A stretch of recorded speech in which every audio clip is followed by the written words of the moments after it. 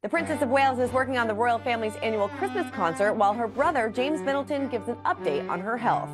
Plus, Prince Harry possibly gets a tattoo as he steps out for a solo London visit. And Princess Beatrice is expecting baby number 2 as Donna Kelce reveals how Travis really felt about meeting the royals.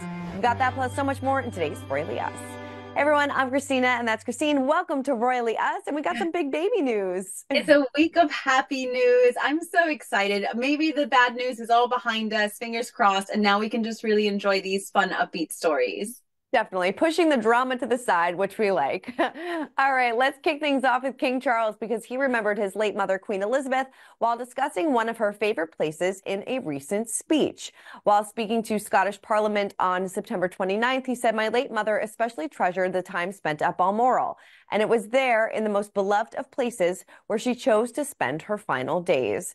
Charles referred to the country as a uniquely special place for his family during his speech to celebrate the Scottish Parliament's 25th anniversary. He also brought up his grandmother, Queen Elizabeth, the Queen Mother, noting that she was proudly Scottish. Yeah, we know that Balmoral was definitely a special place and near and dear to her heart.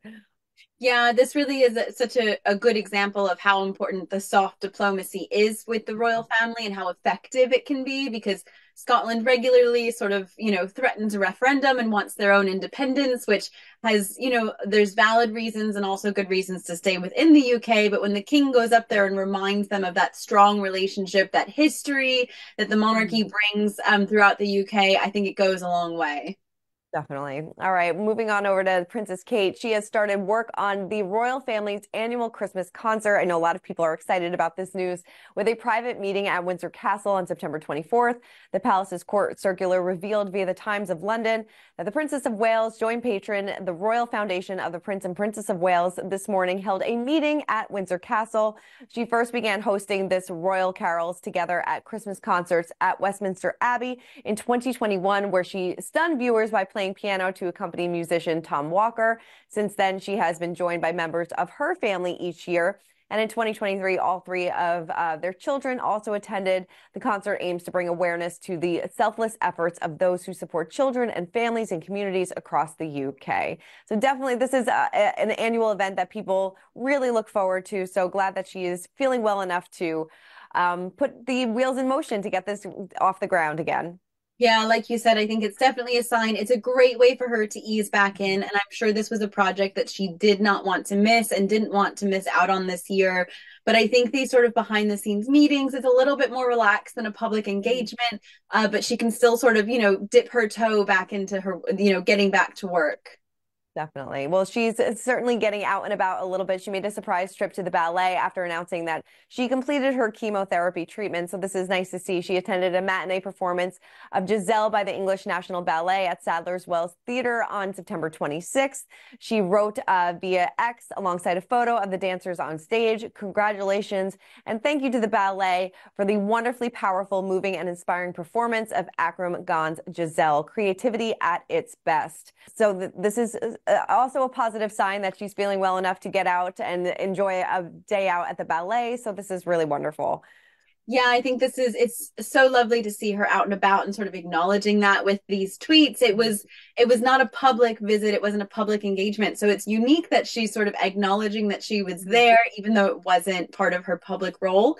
I definitely hope that secretly that Princess Charlotte might have been with her because we know they've been to the ballet before. Princess Charlotte had that incredible ballet behind the scenes birthday party. I think that would be such a beautiful tradition, like a hobby they could have together. But ultimately, again, these steps towards feeling better, being back to work, and sort of signs of normalcy.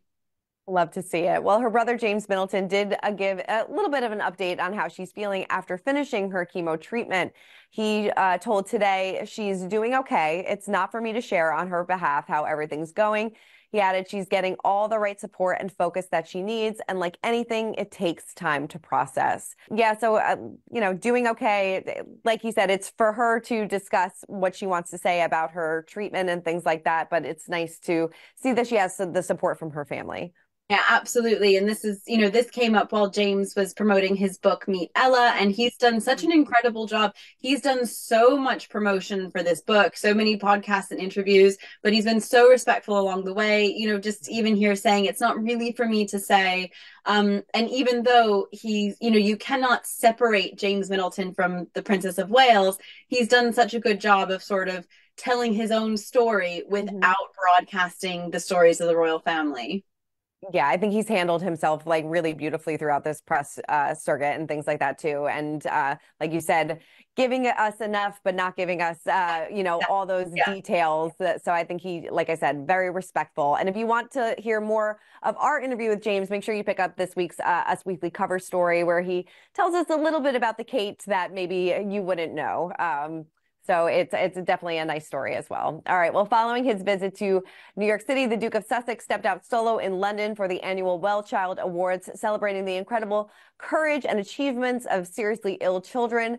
The UK charity is one of the few causes Harry has kept since stepping back from his role as a full-time member of the royal family. God, that was back in January of 2020. I can't believe that was almost 5 years ago at this point, but it's crazy. But this is such a wonderful event that he looks forward to every single year. He, had some really special moments with some children, talked a little bit about Lilibet as well. So nice to see him stepping out for Well Child Awards. Yeah, this is one we see from him every year, really consistently. He supports this charity and this award service. And it's a good example of what we've talked about, where he's putting the work first. He's still promoting this charity, giving them his time and his platform, which I think is the most important thing, leaving everything else behind. We've seen a lot from Harry lately. And I think it's all good. Like we said, like doing the work, making sure the work's sort of the headline and not anything else.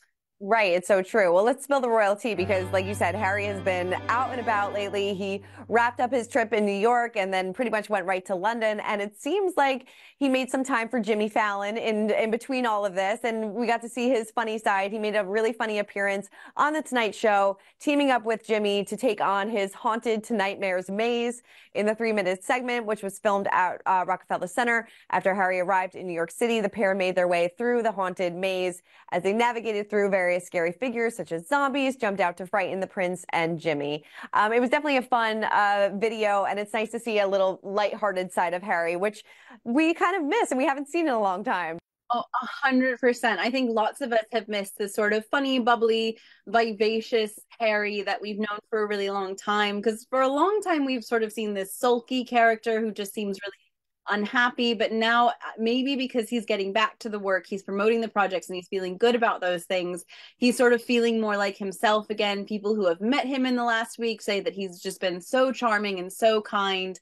And I just think it's such a nice thing to see from him. Yeah, and maybe to commemorate this new chapter, he may have gotten a tattoo, not sure. But he was spotted visiting a tattoo parlor in New York during his trip. So we have no idea if he got the ink or not. But who knows? Maybe it's something to commemorate, like I said, this new chapter for him. Yeah, he was spotted inside this tattoo parlor, I think for about an hour. I'm not sure how many tattoos you can really have done in an hour. It's, it had to be something really little.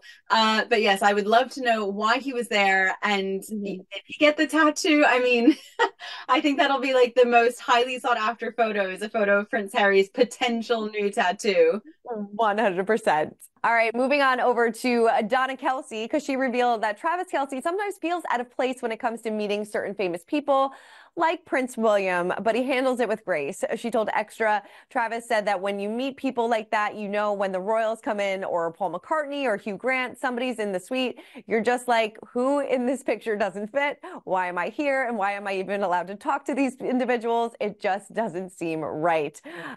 She added that she thinks Travis is handling fame pretty well, and he has met several high-profile celebrities with his girlfriend Taylor Swift, including Prince William and his children, which they posed for that great selfie. But I'm sure he's probably like, "Why? What's going on with me right now? This is so strange."